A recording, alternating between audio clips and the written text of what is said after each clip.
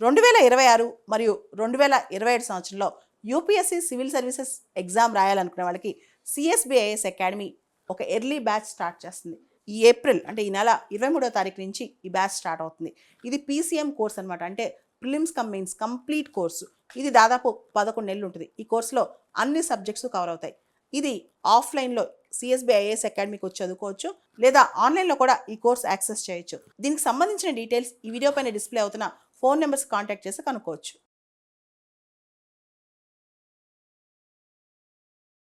మనిషి జీవితంలో అనేక సంఘటనలు జరుగుతుంటాయి. కొన్ని సంతోషాన్ని కలగజేస్తాయి, కొన్ని బాధను కలగజేస్తాయి, మరికొన్ని విపరీతమైన దుఃఖాన్ని కలగజేస్తాయి. అవి కలగగానే ఫస్ట్ మనం ఏం ఆలోచిస్తాం? విపరీతంగా ఎమోషనల్ అయిపోతాం. చాలా బాధతో తట్టుకోలేకుండా ఉంటాం అనమాట. లేదా ఏడుపు వచ్చిందనుకోండి, పొర్లి ఏడుస్తుంటాం. ఇదంతా మనకు అవసరమా? ఒకసారి విపరీతమైన సంతోషం కానీ, బాధ కానీ, దుఃఖం కానీ రాగానే ఒక్కసారి ఆపి ఆలోచించండి. ఇంత ఎమోషన్ మనం క్యారీ చేయడం అవసరమా? ఇంత బాధ మనం క్యారీ చేయడం అవసరమా? జీవితం ఎంత చిన్నది కదా. కొన్నిసార్లు మనం ఏం చేస్తాం తెలుసా? ఆ బాధలో దుఃఖంలో సంవత్సరాలు గడిపేస్తాం.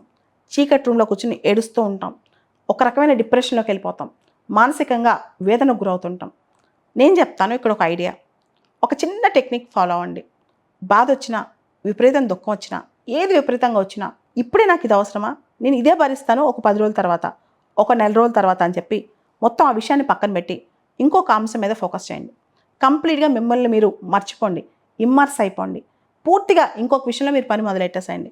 ఆ బాధ దుఃఖం మనకు సంబంధమే లేదనుకోండి, మంది కాదు అనుకోండి, ఒక నెల రోజుల తర్వాత బాధపడతా, ఒక నెల రోజుల తర్వాత దుఃఖపడతా అని చెప్పి మిగతా పనులన్నీ పక్కన పెట్టేసి ఓన్లీ మీరు ఏదైతే ఫోకస్ చేశారో మైండ్ అంతా పక్కన పెట్టి ఒకే ఒక అంశం మీద, మీ జీవితం పైన ఏదైతే మీ లక్ష్యమో దాని మీద ఫోకస్ చేయండి. 10 రోజుల తర్వాత, నెల రోజుల తర్వాత ఖచ్చితంగా మీకు దానికి సొల్యూషన్ దొరుకుతుంది. దొరకపోతే కూడా అంత బాధ, అంత దుఃఖం అయితే ఉండదు. ఎప్పుడైనా చాలా వాటిని మనం పోస్ట్పోన్ చేయకూడదు, కానీ బాధని, దుఃఖాన్ని మాత్రం పోస్ట్పోన్ చేసి ఆ బాధను అనుభవించాలి. అప్పుడు రియల్గా ప్రాక్టికల్గా మనకి థర్డ్ పర్సన్ వ్యూ వస్తుంది అనమాట. ఇది చాలా మంచిది. కాకపోతే కొన్నిసార్లు ఏం చేస్తారు తెలుసా కొంతమంది, ఏది కలిగినా సరే, ఏ భారీ ఎమోషన్ వచ్చినా, ముఖ్యంగా బాధ కానీ దుఃఖం కానీ, ఆ ఎమోషన్లో ఫీల్ అయిపోయి వాళ్ళు నిందించుకుని, అందరిని నిందిస్తూ జీవితాన్ని నాశనం చేసుకుని దానిలోనే సంవత్సరాలు గడిపేసి దానిలోనే ఆనందం పొందుతూ ఉంటారు. అది చాలా తప్పు. దానివల్ల మనకు చాలా నష్టం జరుగుతుంది. జీవితం చాలా చిన్నది.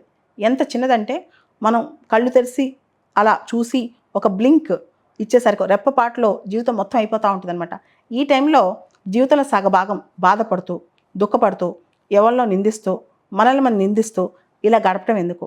ఒక్కసారి ఇది ట్రై చేయండి. ఏదైనా సరే, భూమి మీద ఎంత పెద్ద కష్టం వచ్చినా ఒక్క నిమిషం ఆగి దాన్ని పోస్ట్పోన్ చేయండి. ఈ బాధ నేను పోస్ట్పోన్ చేస్తున్నా, ఈ దుఃఖాన్ని నేను పోస్ట్పోన్ చేస్తున్నా, ఇది నేను తీసుకోను, నాకు ఇది వద్దు, అసలు నా జీవితంలో ఇది రావద్దు, నేను కేవలం నా లక్ష్యం మీద ఫోకస్ చేస్తా, నేను అనుకున్న దాని మీద ఫోకస్ చేస్తా. అలా మిమ్మల్ని మీరు డైవర్ట్ చేసుకోండి. ఆటో సజెషన్ ఇచ్చుకోండి మీ బ్రెయిన్కి మీరు చెప్పుకోండి, మీ మనసుకు మీరు చెప్పుకోండి, నేను ఇలా కాదు, నేను అసలు ఇది కాదు, నేను ఈ దుఃఖాన్ని అనుభవించను, చాలు, నా జీవితంలో జరిగిందంతా జరిగిపోయింది, అదంతా పక్కన పెట్టేసి ఇప్పుడు నేను కొత్తగా ఒక దాని మీద ఫోకస్ చేస్తాను, దానిలోనే ఉంటాను అనుకోండి. ఇప్పుడు చూడండి మీ జీవితంలో ఎన్ని అద్భుతాలు జరుగుతాయో.